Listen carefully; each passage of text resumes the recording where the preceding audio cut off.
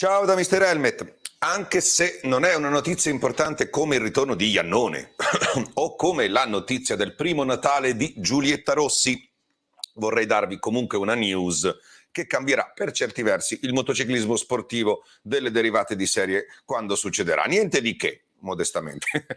L'aggiunta di una classe di mezzo in Superbike. Siete pronti? Se vi piace tutto questo, iscrivetevi al canale, attivate le notifiche e scoprite come potete supportare Mr. Helmet attraverso lo shop, grazie, le donazioni, i super stickers e i super grazie e tramite l'abbonamento. Una volta spendevamo 10 euro al mese per le riviste di moto, adesso bastano 6 centesimi al giorno per sostenere un'informazione libera con contenuti quotidiani. Torniamo noi, ci vorrà qualche mese perché bisognerà studiarla bene, ma la necessità è doppiamente motivata, anzi di più. Prima di tutto dal punto di vista tecnico, i piloti della Supersport hanno qualche problema. Smettono perché non trovano sponsor e sono troppi e soprattutto sono troppo spesso acerbi per il passaggio in Supersport 600, anche dopo anni di militanza nella classe di entrata delle derivate, che ha una griglia troppo affollata e poco appetibile dal punto di vista mediatico, nonostante le gare siano spesso avvincenti, ma più perché si tratta di bagarre che di gare tecniche.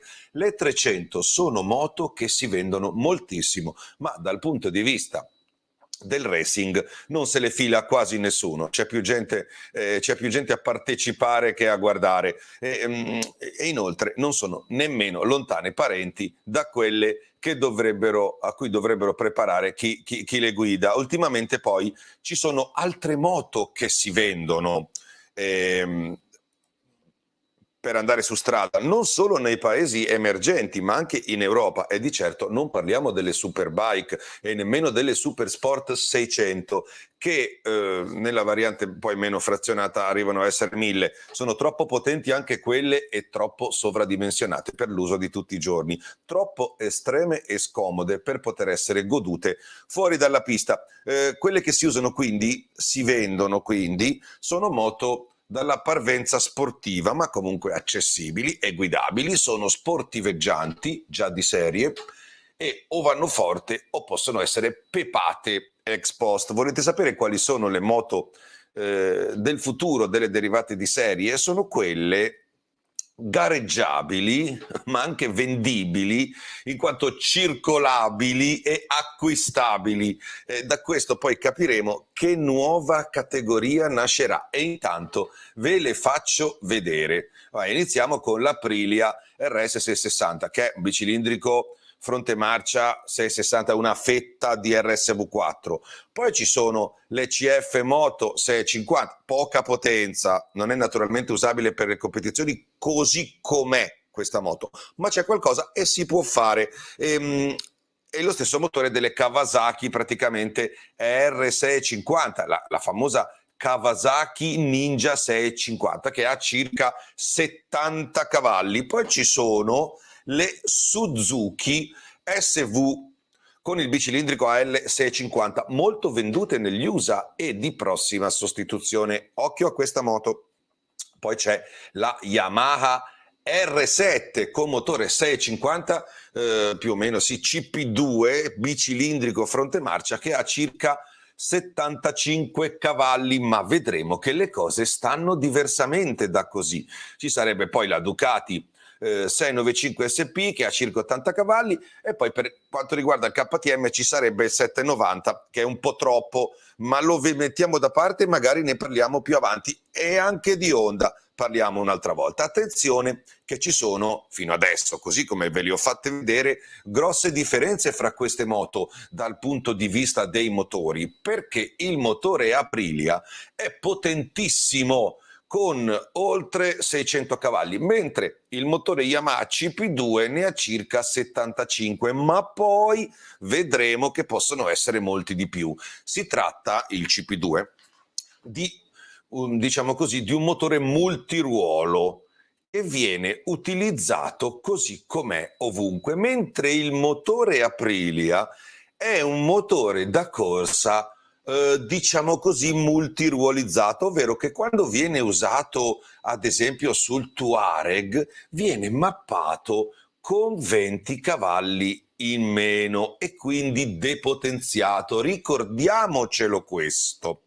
Gli altri motori citati invece hanno da metà della potenza in su e quindi non vanno bene, ma abbiamo visto tutti che tipo di ridimensionamenti e configurazioni si possono fare dal punto di vista elettronico. Per capire meglio, la nuova categoria dovrebbe essere quella dei bicilindrici fino a 7-800 con ridimensionamento della potenza delle Aprilia e un certo tipo di kit per gli altri in modo da pareggiare la faccenda.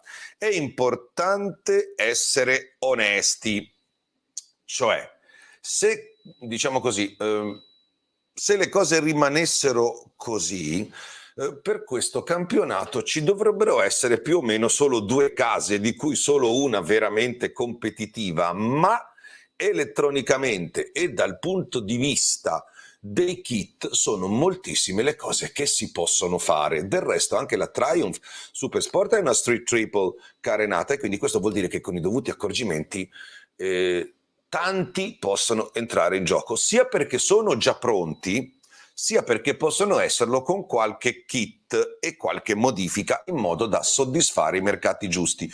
Chi pensa che tutto questo sia una cazzata, a chi pensa questo e che dice che magari questa cosa non si possa veramente fare, vi dico che questa cosa la stanno già facendo negli Stati Uniti. Nel Moto America esiste una classe che si chiama Revit, sponsor, no? Twins Cup Race, fatta apposta per facilitare il passaggio dalla STG Junior Cup, la loro 300 per intenderci, e la Super Sport, e vede gareggiare ben 3 factory.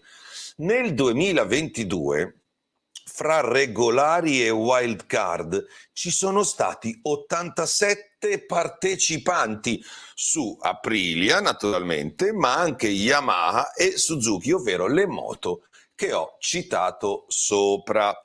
E sorpresa delle sorprese, quest'anno il titolo non l'ha vinto la moto naturalmente migliore dell'otto, bensì, cioè l'Aprilia, bensì una Yamaha.